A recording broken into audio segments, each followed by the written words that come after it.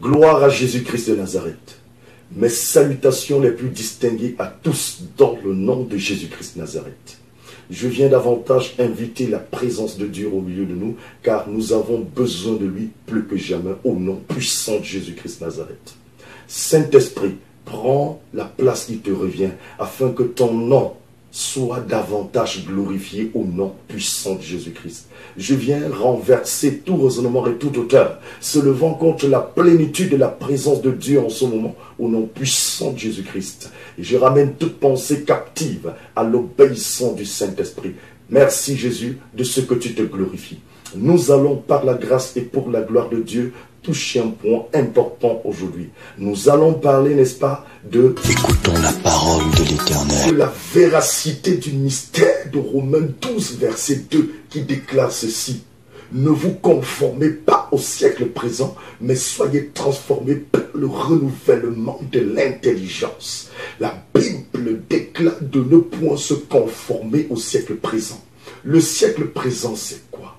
Il s'agit de ne point l'interpréter dans la logique littérale, car ma Bible me dit dans Ecclésiaste 1, verset 9, que rien n'est nouveau sur la terre. Il est donc question pour nous de donner une autre orientation en ce qui concerne le thème siècle présent. Le siècle présent ici doit être identifié comme quelque chose qui ne glorifie pas Dieu. Et forcément, si nous parlons de quelque chose qui ne glorifie pas Dieu, nous parlons naturellement de Satan. Écoutons la parole de l'Éternel. C'est-à-dire se conformer à la méchanceté, à l'orgueil, à l'hypocrisie, à la jalousie, à l'ingratitude, à l'insensibilité, à la désobéissance, bref, à tout ce qui ne glorifie pas Dieu. Voilà ce que veut dire se conformer au siècle présent. Il est donc hors de question que nous donnons une autre interprétation qui n'est pas celle, n'est-ce pas, de la vérité prophétique. Écoutons la parole de l'Éternel. Car le fait de désirer ce qui est grand pour la gloire de Dieu, sur le plan spirituel, sur le plan académique, sur le plan professionnel, bref, à tous les niveaux, peut être mal interprété. Retiens que la Bible déclare dans Deutéronome 28, verset 13, que nous sommes la tête et non la queue. Donc il est hors de question que l'ennemi nous amène à tordre le sens de la parole de Romains 12, verset 2. Il est donc important de comprendre cette logique prophétique. Écoutons la parole de l'Éternel. Sur cette logique prophétique, je viens déclarer au nom puissant de Jésus-Christ que tu es la tête sur le plan spirituel, financier, physique, matériel et à tous les niveaux pour la gloire de Dieu au nom puissant de Jésus-Christ. Je déclare que la confusion ne sera plus ton lot au nom de Jésus. Je déclare que l'hésitation ne sera plus ton lot au nom de Jésus. Je déclare que la sous-estimation ne sera plus ton lot au nom de Jésus-Christ. Car Dieu a fait de toi la tête pour sa gloire et non la queue au nom de Jésus. Écoutons la parole de La l'Éternel. Bible dit de ne point se conformer au siècle présent, mais d'être transformé par le renouvellement de l'intelligence. Je bénis le Seigneur pour les paralytiques qui peuvent marcher.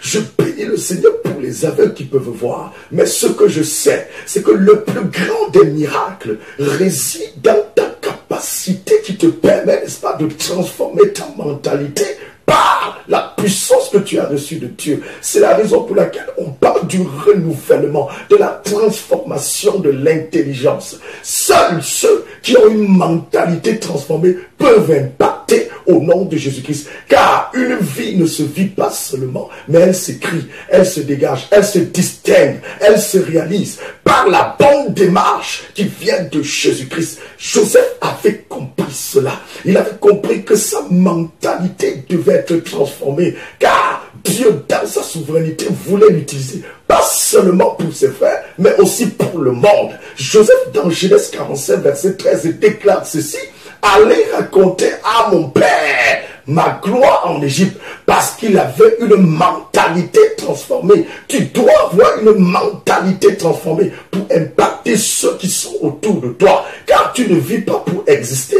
uniquement, tu ne vis pas pour tout juste exister, je veux dire, mais tu existes pour impacter, pour la gloire de Dieu. Lève-toi et transforme cette mentalité par la puissant de Jésus. Car la création entière attend avec ardent désir la révélation des enfants de Dieu. Lève-toi comme un Daniel avec une mentalité forte. Ma Bible me dit que Paul avait les charges. Oui, il avait l'infirmité, mais parce que Paul avait saisi que ce qui rend fort, ce qui rend crédible sur le plan prophétique, c'est la mentalité transformée malgré son infirmité. Paul, par la grâce et pour la gloire de Dieu, pouvait impacter le monde. Oui, comprends que Dieu veut que ta mentalité change, que ton état d'esprit change, que ton état d'esprit se connecte à la grandeur de Christ qui va te permettre d'aller de gloire en gloire pour sa gloire. Écoutons la parole de l'Éternel. Pour conclure, permettez-moi de revisiter ce verset.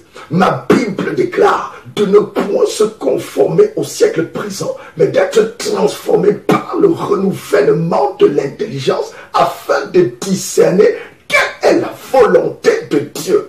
La volonté de Dieu se trouve dans Jérémie 29, verset 11. Ma Bible déclare que les plans de Dieu pour nous sont des plans de paix et non de malheur, des plans de bonheur et non d'échec. Je suis venu au nom puissant de Jésus-Christ prophétiser le bonheur spirituel, financier, physique, matériel dans ta vie au nom puissant de Jésus-Christ Nazareth. Car le Dieu que je sers a payé le prix. Il a porté ta malédiction pour que tu deviennes bénédiction. Il a porté ton infirmité pour que la guérison soit ton lot au nom puissant de Jésus-Christ. Gloire soit rendue au Saint-Esprit qui t'amène à comprendre qu'on peut être distingué et développer l'humilité, qu'on peut être distingué et développer la sanctification au nom puissant de Jésus-Christ. Car l'élévation de Joseph ne l'avait pas déconnecté de la raison prophétique, de la raison spirituelle. Au nom puissant de Jésus-Christ, tu peux être distingué et rester scotché à Christ. Au nom de Jésus-Christ, comprends cela. Oui, retiens pour finir que la vérité prophétique ne se débat pas, mais elle s'impose au nom de Jésus. Amen. Quand il descend, oui, tout s'arrête, tout s'arrête. Il y a transfert entre ciel et terre. Quand il descend, l'atmosphère change. Il y a transfert entre ciel et terre. Saint-Esprit est là. Le Saint-Esprit est là. Écoutons la parole de l'Éternel.